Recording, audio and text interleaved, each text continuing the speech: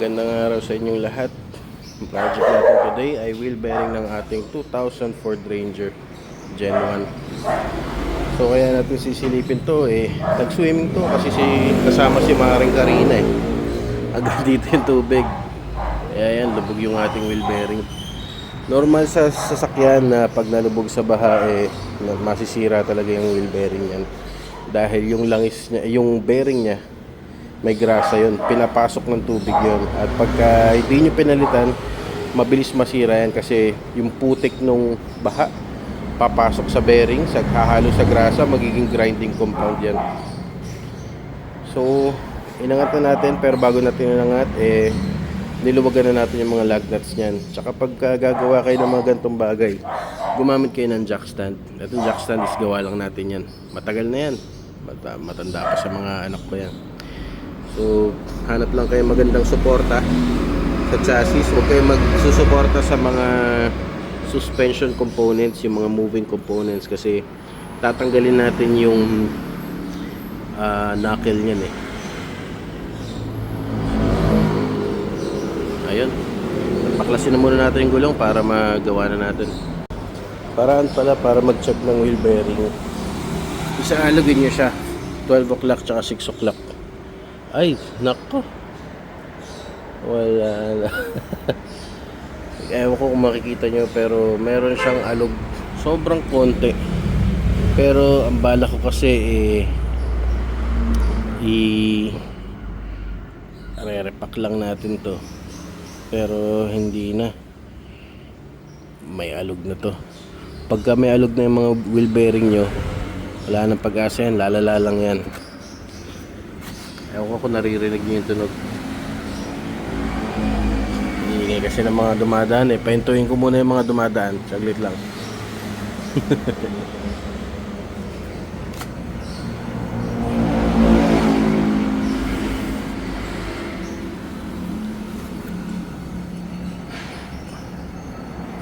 Yan, meron siya matinis. Ay, parang electric pa na. Teka.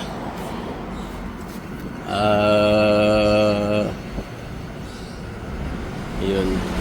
Yung matinis na mahinang tunog na yun, pagka may load na yung sasakyan, rinig na rinig yun mula sa loob. Uy! Uy! May magic na hanep. Ngayon ko lang nakita yan hanep. Ayos winelding nakita ko lang dito. Winelding, ang galing. So papalitan na rin natin yan. Ayoko na mga welding na mga pang-ilalim dahil natuto na tayo. Yung Starex natin nasa labas yung Starex natin naka-welding lang pala yung kanyang torsion bar at bumigay yung pagkaka-welding nung kasama ko yung pamilya ko papuntang Batangas. Salamat kay Sir John at nirescue niya ako, pati ang kanyang misis. So dinala nila yung parts mula Manila, sila na rin nagkabit ng torsion bar ko. Pero yun nga, huwag kayong papayag na may mga ganyang naka-welding kayo na parts, suspension parts, tas gagamitin nyo, hindi safe. Buti lang mabagal ang takbo ko lang sa Tagaytay at nung bumigay siya naigapang ko pa dahil mayroong mga rubber na may mga tukod yan na rubber. Ito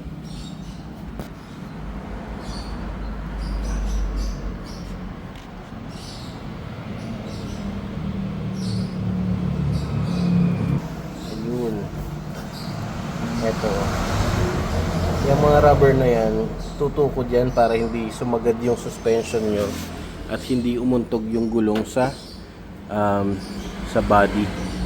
At magagapang nyo naman yung rubber stopper, yan, magagapang nyo naman yung inyong sasakyan papunta sa safe na lugar. Okay? So wala, no choice tayo, papagastos tayo dito. Palit talaga to ng wheel bearing. Ang alam ko kasi is parehas yan ang wheel bearing ng Ford Everest Gen 1 natin na sealed tight. Hindi siya yung may outer bearing tsaka may inner bearing na pwede nyong i-repack. Eto, wala na rin. Meron na rin talaga. Pag gusto nyo naman mag-check ng suspension ng mga rack end, dito nyo ilagay sa 3 o'clock and 9 o'clock. Ito goods, masikip, wala. Wheel bearing lang talaga ito. So sad life, ganun talaga. Unexpected expenses, pero kailangan. Lagi kasi natin ginagamit din itong pick up natin pang karga ng mga motor natin. Kasi minsan may ride tayo sa Manila, pero kasama natin yung pamilya natin. So yung pamilya natin sa loob sasakay, tapos yung motor ko naman is nasa likod. Sige, baklasin na natin yan. Ngayon natanggal natin na yung gulong. Kita nyo, kalawang. Is tatanggalin natin itong brake caliper, yung dust seal. Tanggalin natin itong upper ball joint, lower ball joint, saka itong rack end. Actually wala itong rack, pero parang nakatayo na ito. Para matanggal yung dust seal, sukutin lang natin ito dahan-dahan.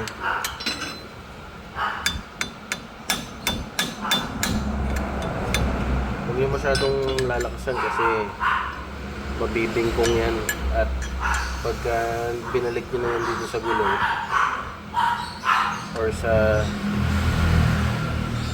hub nya, hindi na siya magsisil na maayos. Tatagas yung grasa dito at messy yun. Oh, may tubig pa, di ba? Ayan na nga, nag-milkshake na. Yun, namuti na yung grasa. Ibig sabihin, nahaluan na siya ng tubig.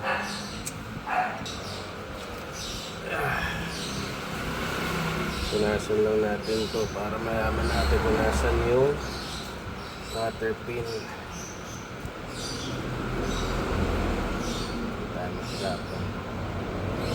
Sayang yung bearing, pero yan talaga eh, nalubog sa baha eh.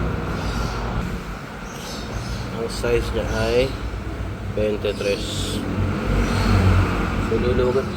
Uy, ang luwag. Baka pwede natin itong sikipan lang. Naluluwagan ng kamay, guys. Ano yun? Ano?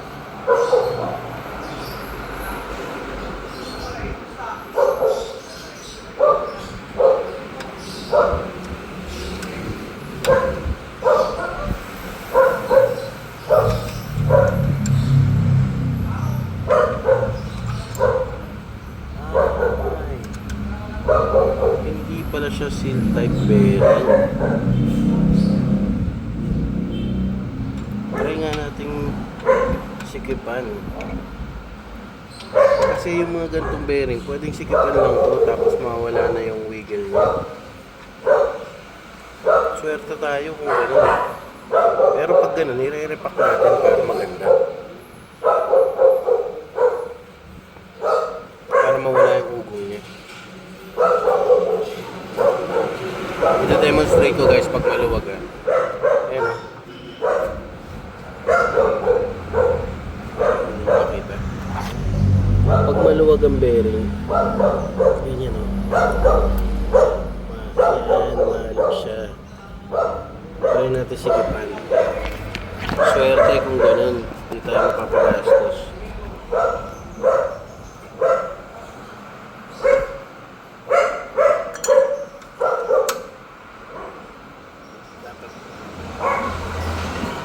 Dapat masikip itong mga ito, pero hindi masyadong masikip.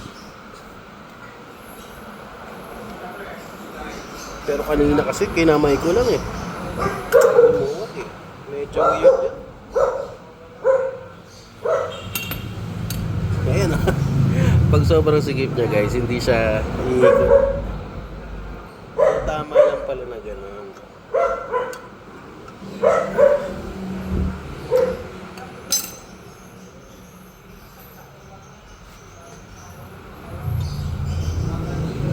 Ayan, nawala na yung uga niya. Wala na siyang uga.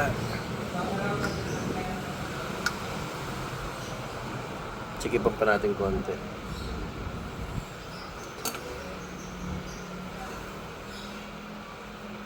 Yun, wala nang uga. Okay.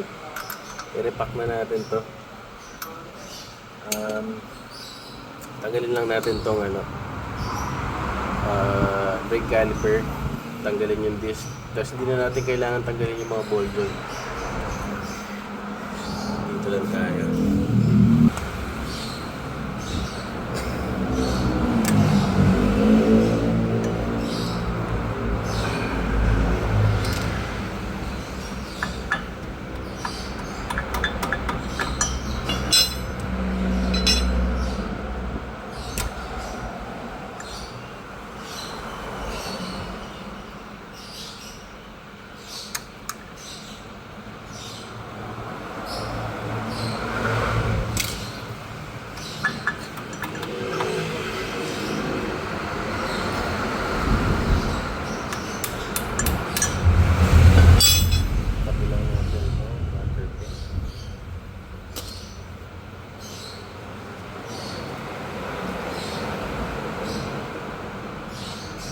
Kanyang takip. Castle washer. Sana lang din meron tayong ganito palaki. Hindi naman siya kalaki yan tulad ng mga dating napakwas ko na sobrang lalaki talaga. Palagay ko meron tayo yan.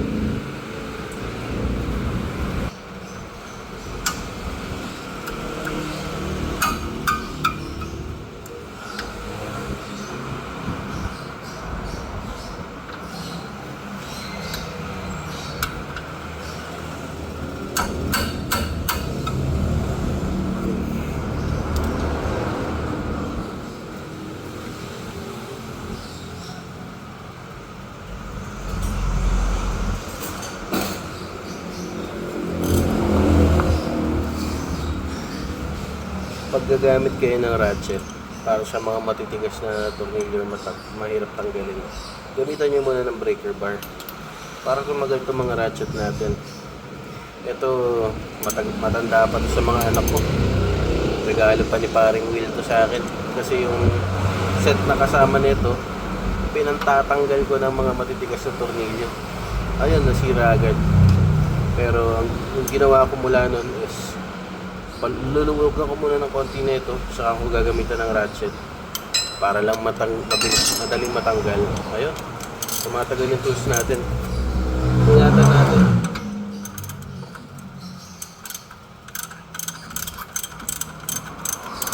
Pag naman natanggal nyo yung brake caliper bracket, huwag nyo hahayaan na nakalambitin lang yung brake calipers nyo kasi mas stretch yung rubber brake hose dito at hindi yun maganda. Syempre ayaw natin na prematurely masira ng mga parts natin. Mahalagaan din natin. So after matanggal ng dalawang anong size pa to, 19 na tornilyo sa likod ng brake caliper bracket, sasama na yan lahat.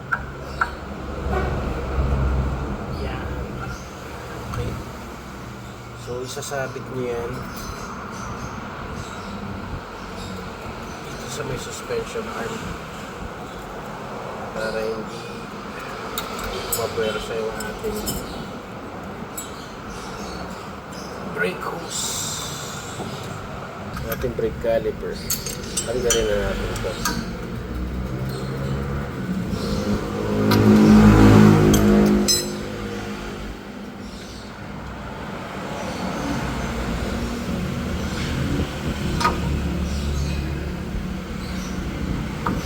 Dahan-dahan sa pagtanggal kasi meron niyang washer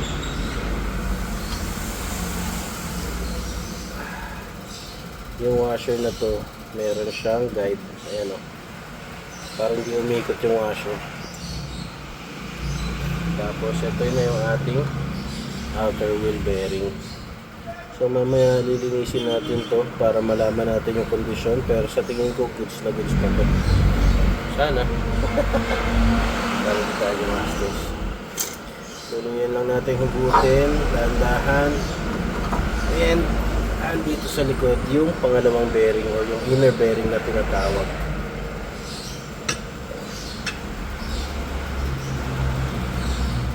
Okay.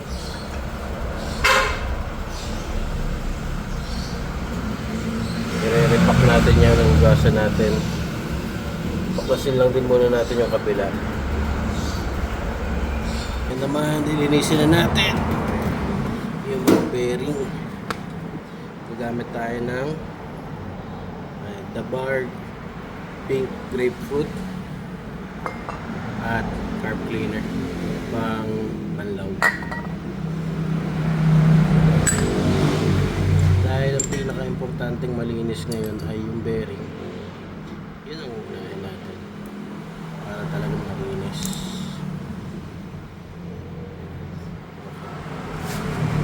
Para hindi masyadong magastos sa gasolina, ginagawa ko, pinupunasan ko muna. Tinatanggal ko lahat ng lumang grasa na pwede kong matanggal para hindi naman masyadong dumumi agad yung gasolina natin. O yung The Bar Grapefruit.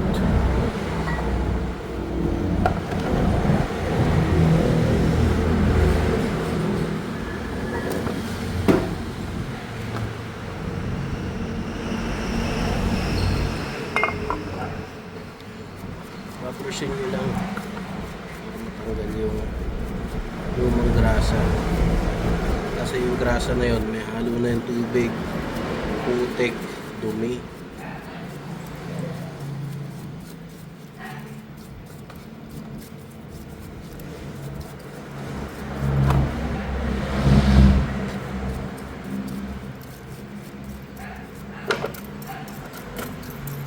Ikot-ikutin nyo para yung mga grasa sa loob matanggal din.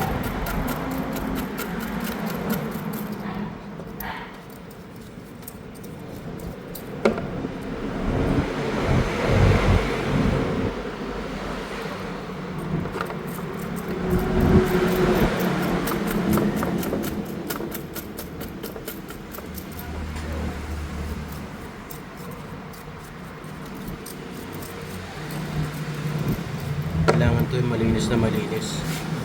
Tsaka pag nalinis nyo na to, ganyan na tulad yan, ayun o. Diba? Magana siyang umikot dahil wala na siyang grasa sa loob. Ngayon mache-check na natin yan. Check natin yung mga rollers. Wala pa siyang mga guhit o gaspang. Ibig sabihin malaking posibilidad na magagamit pa natin to. Linisin pa natin maigi para mapatuyo natin at malagyan natin ng grasa. Ito yung outer bearing. Wag nyo itong ilalapag sa sahig o kahit saang madumi pag nalinis nyo na, kasi ginawa ko yung sa Starex ko, kala ko okay lang na ilapag sa sahig, tas ginarasahan ko, kinabit ko ng ganun, medyo madumi. Anong nangyari maingay pa rin. Lalong umingay. Kaya eto maselan, kailangan sa malinis nyo lang ilalapag pagkatapos nyo linisin.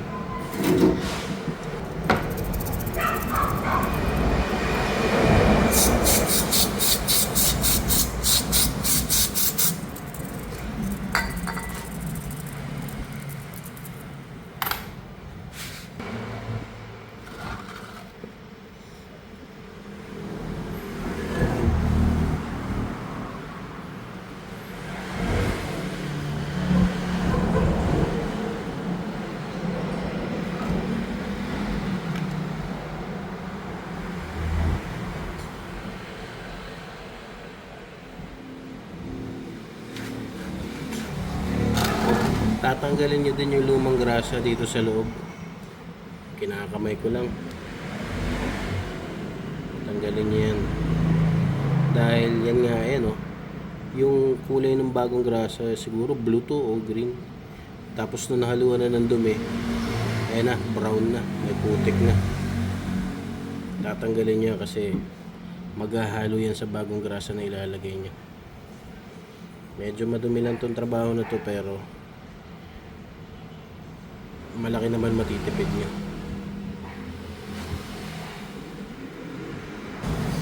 Tatanggalin naman natin yung rear wheel bearing. Ayan o, kung makikita nyo, naiwan pa siya sa loob. Ayan. So pupukpukin natin yan, pero huwag kayong gagamit ng matalas na bagay. Yung gagamitin ko para dito, itong ating T-wrench, and pupukpukin nyo siya sa outer. Dito kasi meron pa itong race dun sa yung pinagkakabitan nito. Kaya kung makikita nyo,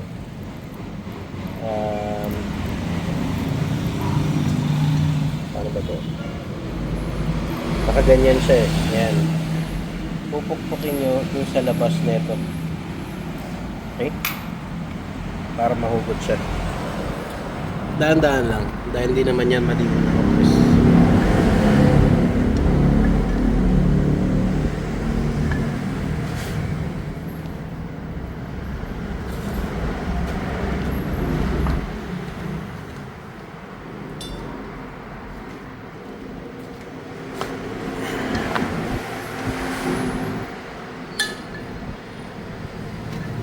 Pag naramdaman nyo umurong na yung kabila naman pupukpukin nyo.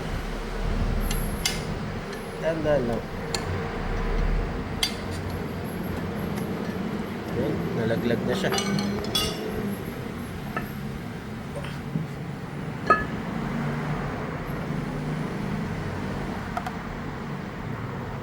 Tanggal na siya. Meron pa pala itong oil seal. So, tanggalin natin yung oil seal gamit ang flat screw. Sabi lang dahan-dahan lang So, dahan-dahan lang.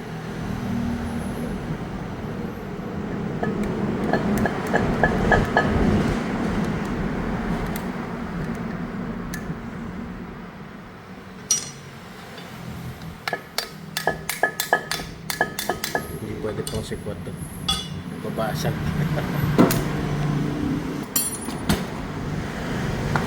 Ano siguro to? Tire wrench.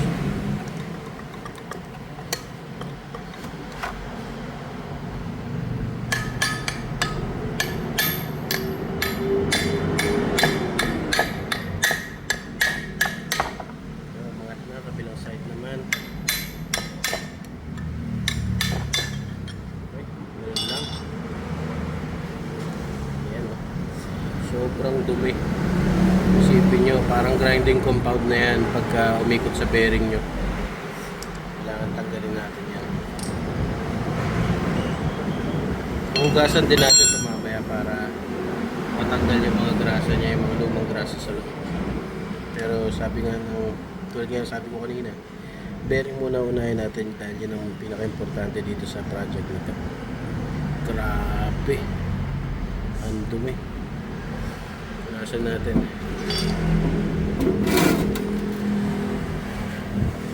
Tanggalin natin yung mga lumang grasa. Parang mas bago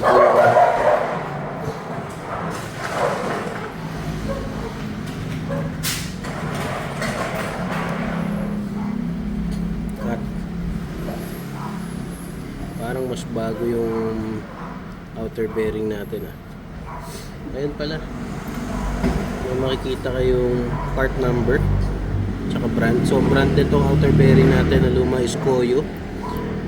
Part number 302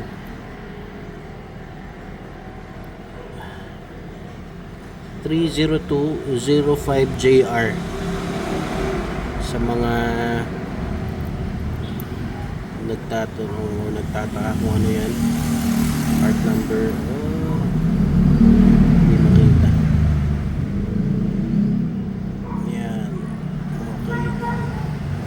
Sa likod Part number naman ito ay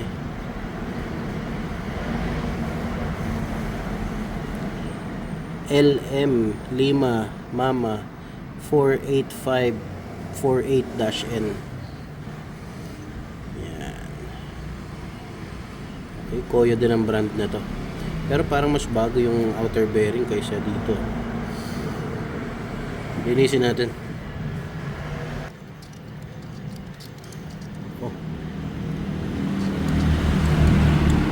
Magpapalit tayo na to. Sobrang ganit niya ikutin. Ayun. Yun. Diba? Linis lang. Pero to medyo maingay na. Pero try pa rin natin. Linisin natin pa.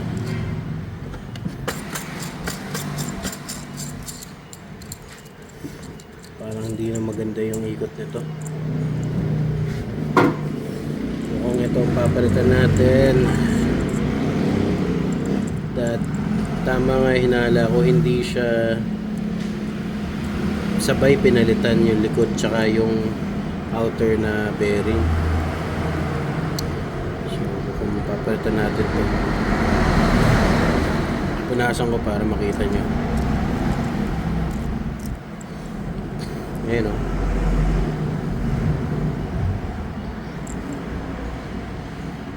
Hindi na siya maganda. Meron na siyang mga uka-uka. Tapos yung lalagyan ng bearing ano na rin, kalakalawang na rin.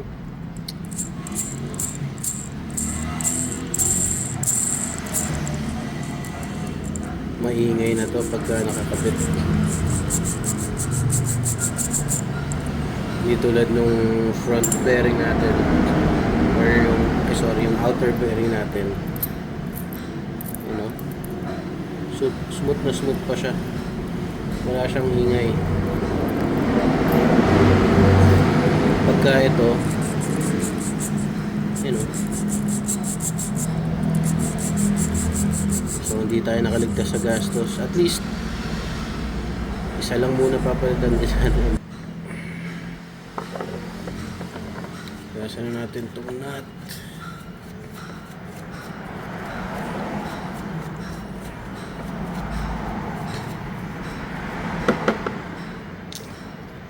Castle washer para sa ating cutter pin.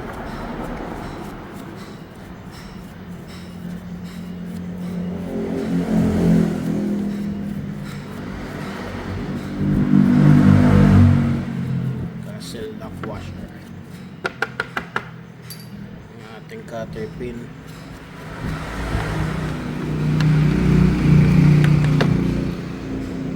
Ating washer.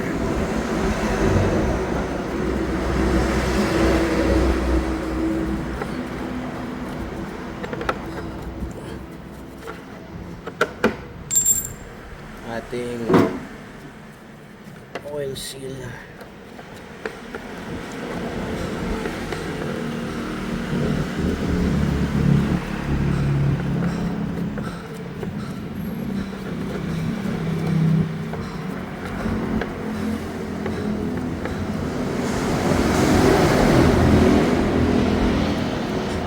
Lumapot na kagad. Ganun kadumi. Tsaka pag nahaluan talaga ng grasa ang gasolina, ganun magiging itsura. Labo. Baklas na natin. Ito yung nakakatawa. Ito yung sa passenger side. Ito yung sa driver side. Pansin niyo naman. Diba? Alin ang naiba? So itong tatlong to most likely napalitan ng sabay-sabay. Wala silang ingay. Etong isa napakaingay, pakita ko sa inyo.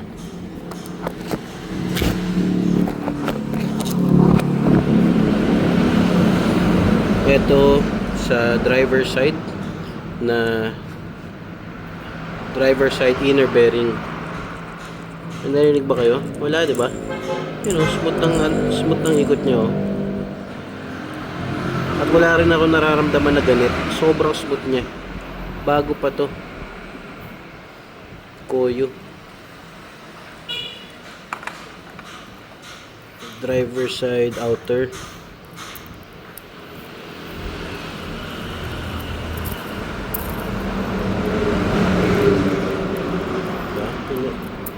May naririnig ba kayo?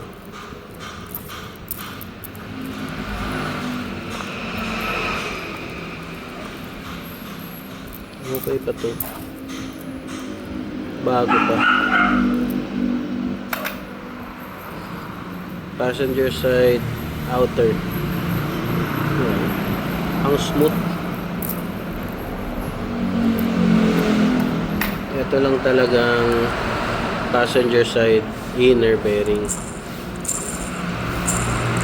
Pakinggan nyo, oh. Yan yung umuugong. Malakas sumugong yan. Malakas sumugong. So, papalitan natin tong passenger side inner. Takbo tayo sa auto supply. Natanggal na natin yung race ng bearing. Ito yung pangit na bearing, partner ng pangit na bearing. Sobrang gaspang, magaspang na to, hindi na to pwede, talagang maingay na to. So etong tatlong ibang bearing, ito yung outer bearing ng driver side, tapos partner ng passenger side is okay pa, bago pa tong mga to. Hindi ko alam ba't hindi pinalitan yung isa. So, nag-decide ako na hindi muna natin papalitan tong tatlo. Ito na muna ang papalitan natin. Since bago pa yan, hahabol pa yung ating bearing. So, ang damage natin ay... So, galing United Bearing, ang damage natin is 350. Yan.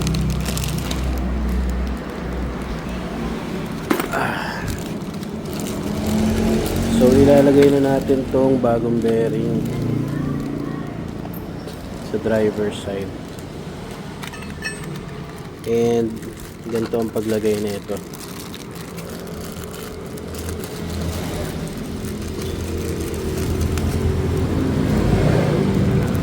Wow! Fresh. Again, huwag nyo ilalapag sa madumi. Sayang. Fresh na fresh. Kaingay-ingay. Ngayon, ito muna ang ilalapat natin dito. So, nilinis ko na itong itsura niyan. Ano, meron siyang mga uka. Diyan nyo siya pupukpukin. Tingnan nyo yung kabila. Ano, diyan nyo siya pupukpukin para matanggal nyo yung ganito. And para ikabit yung bago, ilalagay nyo lang yan dyan. And maganda kung ipapapress nyo to, pero dito kasi sa lugar namin, yung mga machine shop, pinupukpuk lang din. So, hindi na ako gagastos pa. Ako na lang ang pupukpuk. Mas maingat pa akong pumukpuk sa kanila. So, ayan. Lalagay lang natin yan dito para ito yung tatamaan niya. And dahan-dahan lang din. Kuha kayo ng flat na kahit ano, pwedeng liabe, tapos doon yung pupukpukin. Pero nakakita ako nito sa likod. So, saktong-sakto siya dito. Yan. At ito, dito natin siya pupukpukin ngayon. Para iwas damage sa ating bagong bearing. Medyo napapasok na natin siya. Siguraduhin nyo na pagpupukpukin nyo, pantay. Para hindi papasok yung bearing na nakagano, nakagano. Kakanto kasi yun Well, pag ganitong mga smooth yung hindi naman siya masyadong kakanto. Pero iwas na rin, diba? Pantay. Siguraduhin din na yung upuan ng race is malinis. Walang dumi. Pupunasan nyo yan. Nalinis ko na yan, pero pupunasan ko ulit. Dahil madumi yung ating driver, para hindi kumanso yung mga dumi at lapat na lapat siya dun sa upuan niya. Okay? Tuloy na natin. Ayan. Napukpok na natin siya papasok. Wala naman siyang damage dito. Especially dito. Ayan o. Nakaupo na siya ngayon doon sa bahay niya. Alright. So final linis na lang tayo. Lilinisan ulit natin ang the bar. Tapos bubugahan din natin ang hangin. Para sigurado tayo na walang matitirang dumi. Tapos maggagrasa na tayo ng langis at isasalpak na natin to. Siguraduhin nyo na yung kamay nyo is walang alikabok, walang mga buhangin para tumagal yung mga pyesa natin. Ako nga, hinahanginan ko pa para sigurado. So ito yung bago natin na bearing at ilalagay natin sa likod.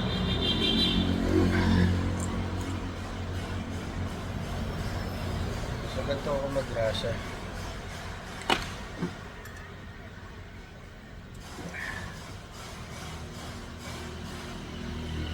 Wala kayo na maraming grasa. Ayan. Tapos isa-scrape nyo yan papasok para talagang pumasok yung grasa sa bearing. Scrape nyo pa loob.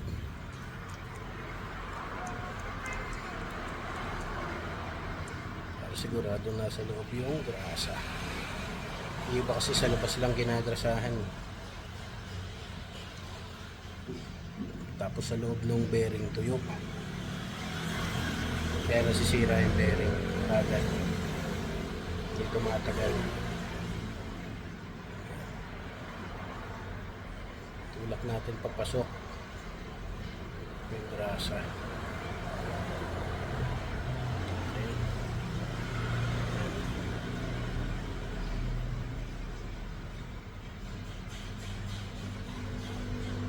Tapos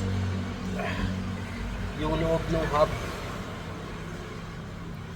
or nung rotor disc, lalagyan din natin ng grasa.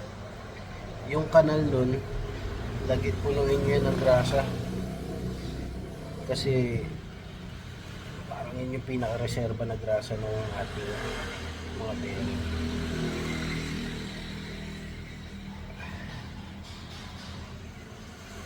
Nung spindle. So ilagay na natin itong bearing.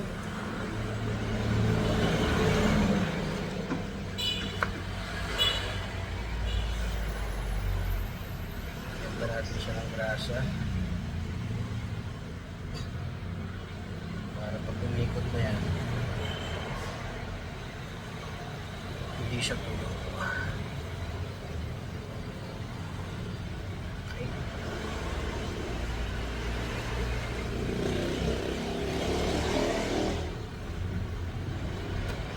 Clear na dust seal. Again, siguraduhin walang dumi, walang pupok, walang buhangin.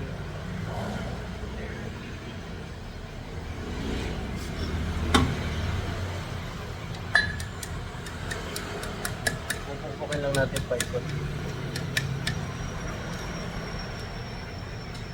para pumasok siya.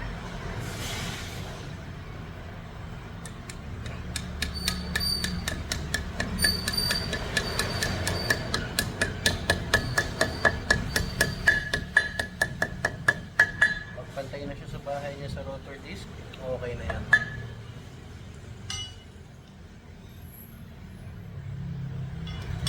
Tapos pupunasan natin siya para yung mga excess na grasa hindi tumalsik dun sa pinagkukontakan ng ating disc pad or brake pad.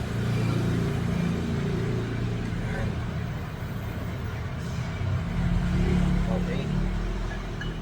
Ngayon naman, kakabit natin yung outer bearing. Lilinisin lang ulit natin para sigurado.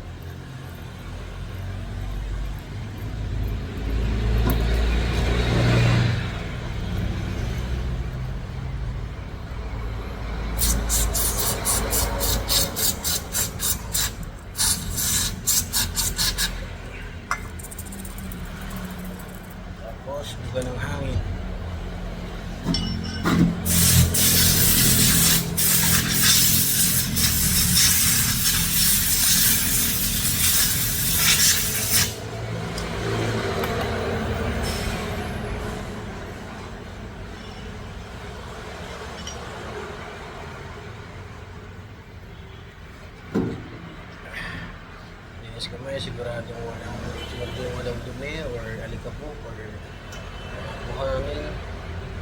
Yan. Then, rapak ulit. Salpak na natin sa spindle.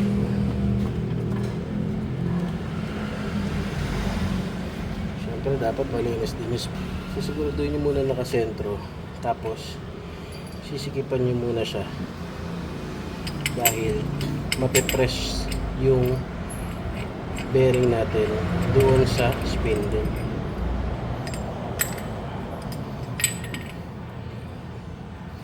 Dapat malinis ha.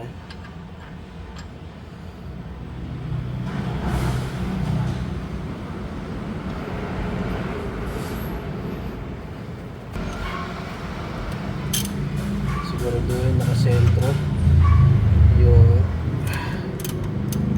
rotor disc natin. Ano, titingnan nyo magana siya ikutin pero natutulak na niya yung rotor disc papasok.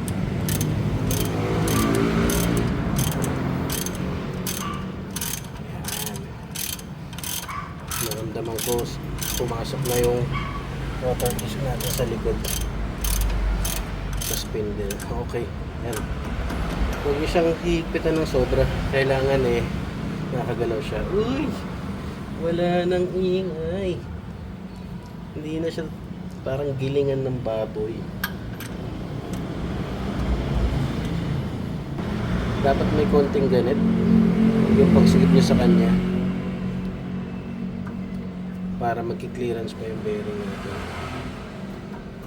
Huwag nyo sisikipan na masyado kasi pag sobrang sikip hindi na siya iikot Parang may ganit lang.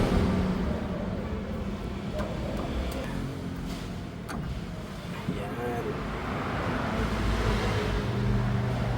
Tama lang to. Okay. Pag masaya na kayo sa fitment niya, lalagay nyo ngayon tong castle washer ba to? Hindi ko ano tawag dito. Pero ito ginagamit para hindi lumuwag yung nut mag-isa. Hanapan nyo lang siya ng butas. Yan, na magkatapat siya.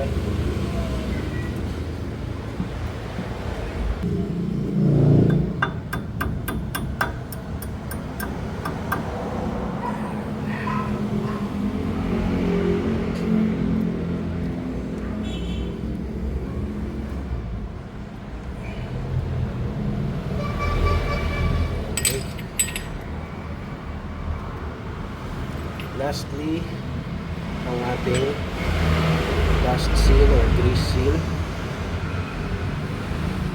Ikot lang, dahan-dahan lang para hindi mabengkong.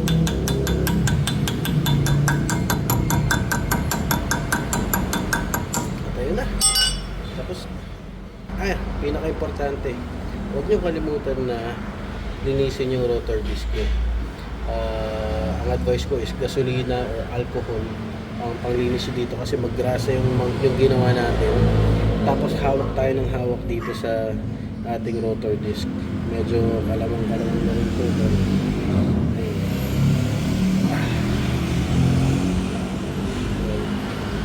Kunyari na lang, di natin nakita yon.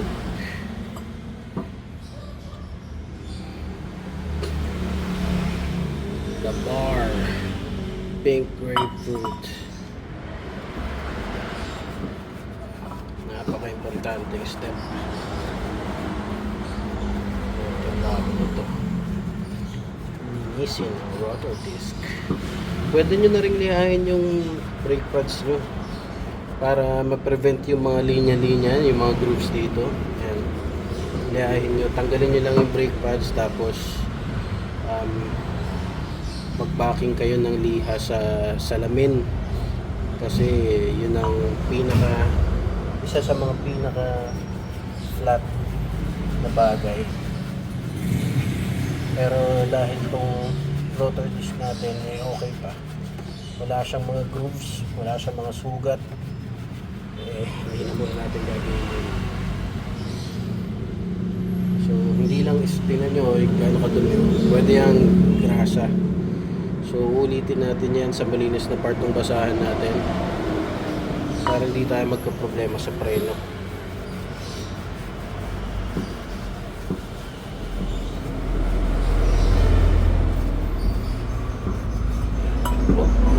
Isa sa mga practice ko pagka nagkakabit ng brake parts or pangilalim, ginagasahan ko yung tornilyo.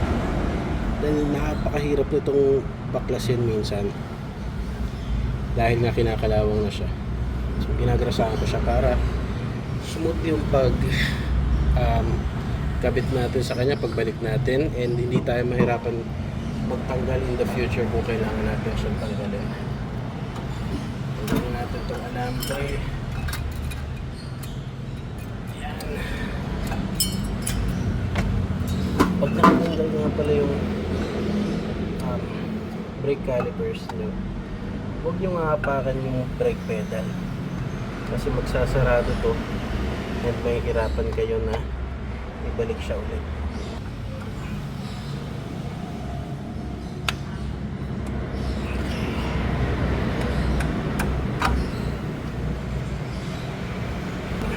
Ang torque pala nito is mga 2 ungol. Okay, torque sa taas 2 ungol din. Okay, alright, pwede na natin kabit ngayon yung ating gulong.